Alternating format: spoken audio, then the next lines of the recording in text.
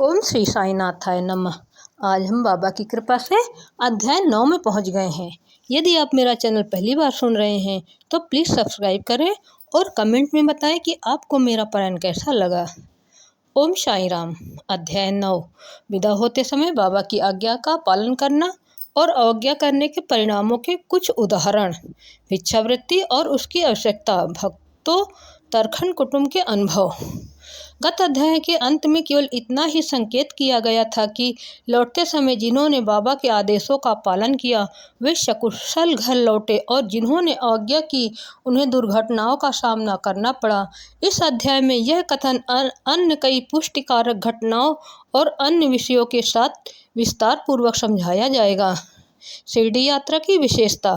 शिरडी यात्रा की एक विशेषता यह थी कि बाबा की आज्ञा के बिना कोई भी शिरडी से प्रस्थान नहीं कर सकता था और यदि किसी ने किया तो उसने मानो अब उसने अनेक कष्टों को निमंत्रण दे दिया। परंतु यदि किसी को शिरडी छोड़ने की आज्ञा हुई तो फिर वहां उसका ठहरना नहीं हो सकता था। जब भक्तगण लौटने के समय बाबा को प्रणाम करने जाते तो बाबा उन्हें कुछ आदेश दिया करते थे जिनका पालन करना अति आवश्यक था। यदि इन आदेशों की अवज्ञा कर कोई लौट गया तो निश्चय ही उसे किसी न किसी दुर्घटना का सामना करना पड़ता था। ऐसे ही कुछ उदाहरण नीचे दिए जाते हैं। तात्या कोते पाटिल। एक समय तात्या कोते पाटिल तांगे में बैठकर कोपरगांव के बाजार जा रहे थे। वे शीघ्रता से मस्जिद में आए, बाबा को नमन किया और कहा कि मैं कोपरगांव के बाजार जा रहा हूँ। बाबा ने कहा, शीघ्रता न करो, थोड़ा ठहरो, बाजार जाने का विचार छोड़ दो और गांव के बाहर ना जाओ। उनकी उतावली को देखकर बाबा ने कहा, अच्छा कम से कम सामा को तो साथ लेते जाओ। बाबा की आज्ञा की अवहेलना करके उन्होंने तुरंत तांगा आगे बढ़ाया। तांगे के 2 घोड़े में से एक घोड़ा जिसका मूल्य लगभग 300 रुपया था अति चंचल और द्रुतगामी था। रास्ते में सावली बिहिर ग्राम पार करने के पश्चात ही वह अधिक वेग से दौड़ने लगा। अकस्मात ही उसकी कमर में मोच आ गई, वह वहीं गिर पड़ा। यद्यपि तात्या को अधिक चोट तो न आई थी परंतु उन्हें अपनी साईं माँ के आदेशों की स्मृति अवश्य हो आई। एक अन्य अवसर पर कोल्हार ग्राम को जाते हुए भी उन्होंने बाबा के आदेशों की अवज्ञा की थी और ऊपर वर्णित घटना के समान ही दुर्घटना का उन्हें सामना करना पड़ा था। एक यूरोपियन महाशय। एक समय बम्बई के एक यूरोपियन महाशय नाना साहब चंदोरकर से परिचय पत्र प्राप्त कर किसी विशेष कार्य से शिरडी आए। उन्हें एक आलीशान तंबू में ठहराया गया। वे तो बाबा के समक्ष नत होकर कर कमलों का चुम्बन करना चाहते थे। इसी कारण उन्होंने 3 बार मस्जिद की सीढ़ियों पर चढ़ने का प्रयत्न किया परंतु बाबा ने उन्हें अपने समीप आने से रोक दिया। उन्हें आंगन में ही ठहरने और वहीं से दर्शन करने की आज्ञा मिली। इस विचित्र स्वागत से अप्रसन्न होकर उन्होंने शीघ्र ही शिरडी से प्रस्थान करने का विचार किया और विदा लेने हेतु वहां आए। बाबा ने उन्हें दूसरे दिन जाने और शीघ्रता न करने की राय दी। अन्य भक्तों ने भी उनसे बाबा के आदेश का पालन करने की प्रार्थना की परंतु वे सबकी उपेक्षा कर तांगे में बैठकर रवाना हो गए। कुछ दूर तक तो घोड़े ठीक ठीक चलते रहे परंतु सावली बिहिर नामक गांव पार करने पर एक बाइसिकल सामने से आई जिसे देखकर घोड़े भयभीत हो गए और द्रुत गति से दौड़ने लगे। फलस्वरूप तांगा उलट गया और महाशय जी नीचे लुढ़क गए और कुछ दूर तक तांगे के साथ साथ घसीटते चले गए। लोगों ने तुरंत ही दौड़कर उन्हें बचा लिया परंतु चोट अधिक आने के कारण उन्हें कोपरगांव के अस्पताल में शरण लेनी पड़ी। इस घटना से भक्तों ने शिक्षा ग्रहण की कि जो बाबा के आदेशों की अवहेलना करते हैं उन्हें किसी न किसी प्रकार की दुर्घटना का शिकार होना ही पड़ता है और जो आज्ञा का पालन करते हैं वे सकुशल और सुखपूर्वक घर पहुंच जाते हैं। भिक्षावृत्ति की आवश्यकता। अब हम भिक्षावृत्ति के प्रश्न पर विचार करेंगे। संभव है कुछ लोगों के मन में संदेह उत्पन्न हो कि जब बाबा इतने श्रेष्ठ पुरुष थे तो फिर उन्होंने आजीवन भिक्षावृत्ति पर ही क्यों निर्वाह किया। इस प्रश्न को 2 दृष्टिकोण से समक्ष रखकर हल किया जा सकता है। पहला दृष्टिकोण, भिक्षावृत्ति पर निर्वाह करने का कौन अधिकारी है। शास्त्रानुसार वे व्यक्ति जिन्होंने 3 मुख्य आसक्तियों कामनी, कांचन और कीर्ति का त्याग कर आसक्ति मुक्त हो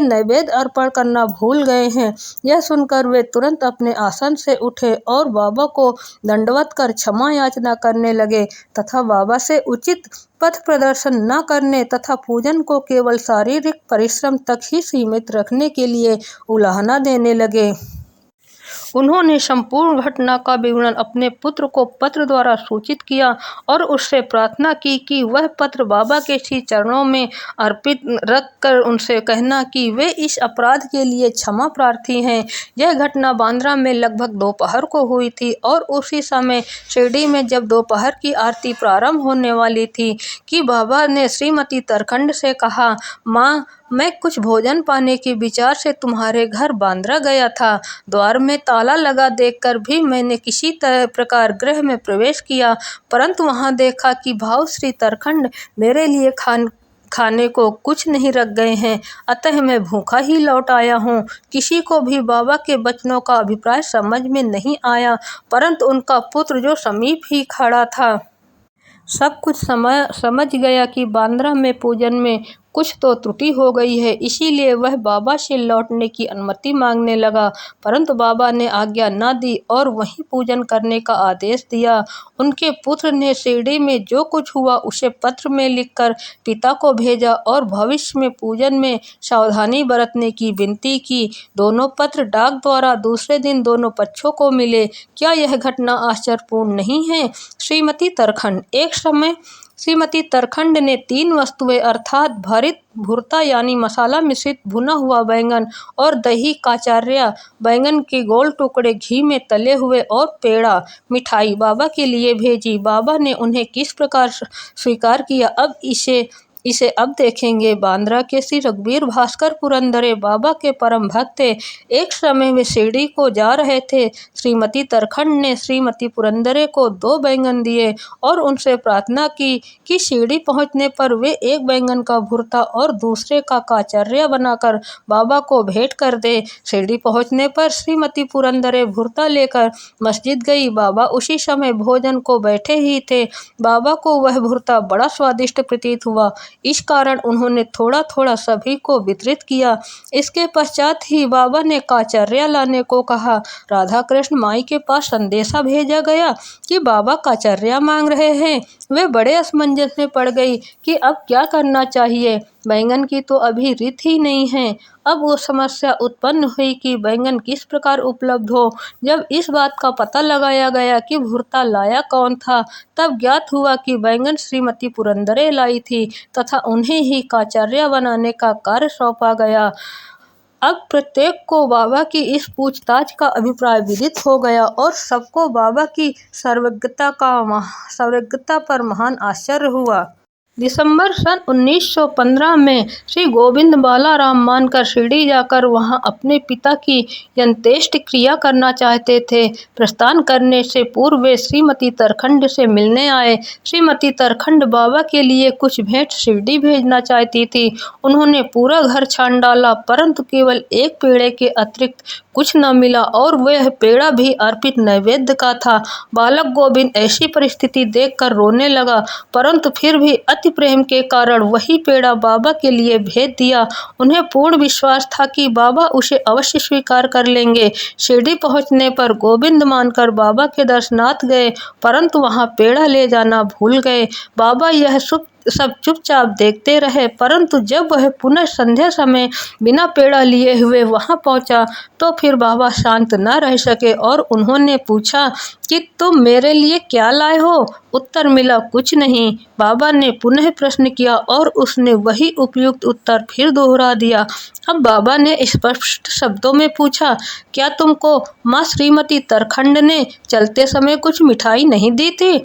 अब उसे स्मृति हो आई और वह बहुत ही लज्जित हुआ तथा बाबा से क्षमा याचना करने लगा।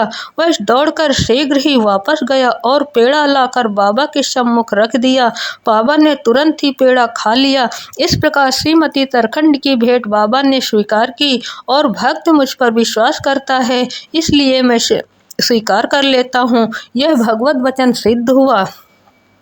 बाबा का संतोषपूर्वक भोजन। एक समय श्रीमती तरखंड शिरडी आई हुई थी। दोपहर का भोजन प्रायः तैयार हो चुका था और थालियां परोसी जा रही थी। उसी समय वहां एक भूखा कुत्ता आया और भौंकने लगा। श्रीमती तरखंड तुरंत उठी और उन्होंने रोटी का एक टुकड़ा कुत्ते को डाल दिया। कुत्ता बड़ी रुचि के साथ उसे खा गया। संध्या के समय जब वे मस्जिद में जाकर बैठी तो बाबा ने उनसे कहा, माँ, आज तुमने मुझे बड़े प्रेम से खिलाया है। मेरी भूखी आत्मा को बड़ी सांत्वना मिली है। सदैव ऐसा ही करती रहो, तुम्हें कभी न कभी इसका उत्तम फल अवश्य प्राप्त होगा। इस मस्जिद में बैठकर मैं कभी असत्य नहीं बोलूँगा। सदैव मुझ पर ऐसा ही अनुग्रह करती रहो। पहले भूखों को भोजन कराओ, बाद में तुम भोजन किया करो। इसे अच्छी तरह ध्यान में रखो। बाबा के शब्दों का अर्थ उनकी समझ में न आया, इसीलिए उन्होंने प्रश्न किया, भला मैं किस प्रकार भोजन करा सकती हूँ? मैं तो स्वयं दूसरों पर निर्भर हूँ और उन्हें दान देकर भोजन प्राप्त करती हूँ। बाबा कहने लगे, उस रोटी को ग्रहण कर मेरा हृदय तृप्त हो गया है और अभी तक मुझे डकारें आ रही हैं। भोजन करने से पूर्व तुमने जो कुत्ता देखा था और जिसे तुमने रोटी का टुकड़ा दिया था, मेरा ही स्वरूप था और इसी प्रकार अन्य प्राणी, बिल्लियाँ, सुअर, मक्खियाँ, गाय आदि भी मेरे ही स्वरूप हैं। मैं ही उनके आकारों में डोल रहा हूँ। जो इन सब प्राणियों में मेरा दर्शन करता है वह मुझे अत्यंत प्रिय है। इसलिए दैत्य या भेदभाव भूलकर तुम मेरी सेवा किया करो। इस अमृततुल्य उपदेश को ग्रहण कर वे द्रवित हो गईं और उनकी आंखों से अश्रुधारा बहने लगी। गला रुंध गया और उनके हर्ष का पारावार न रहा। शिक्षा, समस्त प्राणियों में ईश्वर दर्शन करो, यही इस अध्याय की शिक्षा है। और उपनिषद, गीता और भागवत का यही उपदेश है कि ईशावास्यमिदं सर्वम, सब प्राणियों में ईश्वर का ही वास है। इसका प्रत्यक्ष अनुभव करो। अध्याय के अंत में बतलाई गई घटना तथा अन्य अनेक घटनाएं जिनका लिखना अभी शेष है, स्वयं बाबा ने प्रत्यक्ष उदाहरण प्रस्तुत कर दिखाया कि किस प्रकार उपनिषदों की शिक्षा आचरण में लाना चाहिए। इस प्रकार से साईं बाबा शास्त्र ग्रंथों की शिक्षा दिया करते थे। श्री सद्गुरु साईनाथार्पणमस्तु। शुभम भवतु। ओम श्री साई असकाय शिरडी निवासने नमः। बोलो अनंत कोट ब्रह्मांड नायक राजाधिराज योगी राज पर ब्रह्मा श्री सच्चिदानंद सद्गुरु साईनाथ महाराज की जय। बाबा साईं सबकी भली करे।